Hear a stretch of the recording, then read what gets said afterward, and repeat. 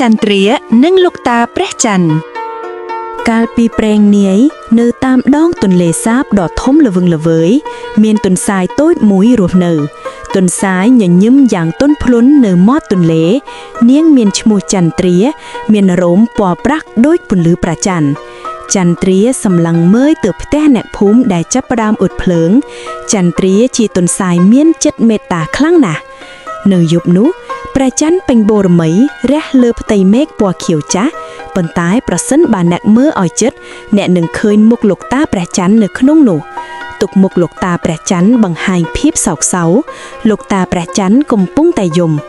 ហេតុអ្វីបានជាលោកតាព្រះច័ន្ទសោកសៅម្ល៉េះចន្ទ្រាគិតក្នុងចិត្តចន្ទ្រាលុតជង្គង់ចុះដោយក្តីកង្វល់ប្រហែលជាគាត់ឯកានៅទីនោះទុកមុខចន្ទ្រាផ្ដួលជាសប្បាយរីករាយវិញចន្ទ្រានឹកឃើញគំនិតមួយនាងបានរត់ទៅតាមដងទន្លេដើម្បីប្រមូលអំពិលអំប៉ែកចន្ទ្រារត់កាត់ព្រីកែងដោយកាន់កន្ត្រាក់អំពិលអំប៉ែកតូចតូចតើអ្នកអាចជួយខ្ញុំបានទេនាងសួរអំពិលអំប៉ែកហោះចូលទៅក្នុងកន្ត្រាក់របស់នាងចាប់ផ្ដើមភ្លឺចែងចាំងមិនយូរប៉ុន្មានកន្ត្រាក់របស់ចន្ទ្រាពេញដោយអំពិលអំប៉ែករាប់ពាន់ចន្ទ្រាកាន់កន្ត្រាក់ដែលពេញដោយពន្លឺវាមើលទៅដូចជាផ្កាយតូចៗដែលនាងបានចាប់យកចន្ទ្រាញញឹមដោយភាពមោទនភាពឥឡូវនេះនាងមានពន្លឺគ្រប់គ្រាន់ហើយចន្ទ្រាបានបើកកន្ត្រាក់ឲ្យអំពិលអំប៉ែកហោះចេញហោះទៅរកលោកតាព្រះច័ន្ទនាងស្រែក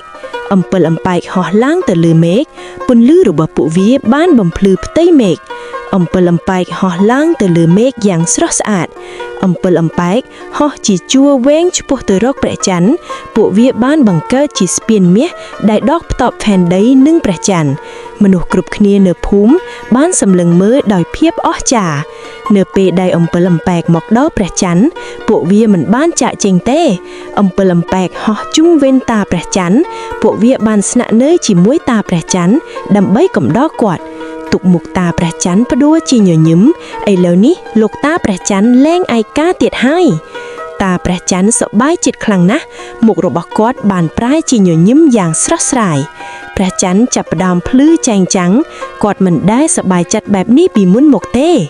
ព្រះច័ន្ទភ្លឺចែងចាំងជាងមុនទៅទៀតព្រះច័ន្ទភ្លឺចែងចាំងពះពេញផ្ទៃមេឃពន្លឺមាសរបស់វាបានបំភ្លឺពិភពលោកទាំងមូលពន្លឺព្រះច័ន្ទជះចុះមកដីមនុស្សគ្រប់គ្នានៅលើផែនដីអាចមើលឃើញពន្លឺថ្មីនេះនាវាអ្នកនេសាទបានត្រឡប់មកផ្ទះវិញដោយសុវត្ថិភាពទូកអ្នកនេសាទចូលចតនៅកំពង់ផែពន្លឺព្រះច័ន្ទបានជួយនាំផ្លូវពួកគេចេញពីភាពងងឹតអ្នកនេសាទញញឹមទាំងសប្បាយរីករាយពួកគេបានដឹងគុណចំពោះពន្លឺដ៏ស្រស់ស្រាតនេះចន្ទ្រាបានមើលទៅតាព្រះច័ន្ទម្ដងទៀតចន្ទ្រាឈរសម្លឹងមើលព្រះច័ន្ទដោយភាពពេញចិត្តលោកតាព្រះច័ន្ទកំពុងតែញញឹមចន្ទ្រាញញឹមដោយភាពរីករាយចន្ទ្រាដឹងថានាងបានធ្វើអ្វីល្អលោកតាព្រះច័ន្ទបានមើលចុះមកចន្ទ្រាលោកតាព្រះច័ន្ទសម្លឹងមើលចន្ទ្រាដោយក្តីមេត្តាគាត់បានដឹងគុណចំពោះសេចក្តីល្អរបស់នាងគាត់ចង់ផ្ដល់រង្វាន់ដល់នាងចន្ទ្រាសេចក្តីល្អរបស់អ្នកមិនបាត់បង់ទេតាព្រះច័ន្ទនិយាយតាព្រះច័ន្ទផ្ដល់ពន្លឺមាសដល់ចន្ទ្រាអ្នកនឹងភ្លឺដូចព្រះច័ន្ទចន្ទ្រាចាប់ផ្ដើមភ្លឺចែងចាំងឥឡូវនេះចន្ទ្រាមានពន្លឺជារៀងរហូតចាប់តាំងពីថ្ងៃនោះមកចន្ទ្រាតែងតែភ្លឺចែងចាំងចន្ទ្រាឈរសម្លឹងមើលព្រះច័ន្ទដោយស្នាមញញឹមសូមចងចាំណាសេចក្តីល្អមិនដែលបាត់បង់ឡើយ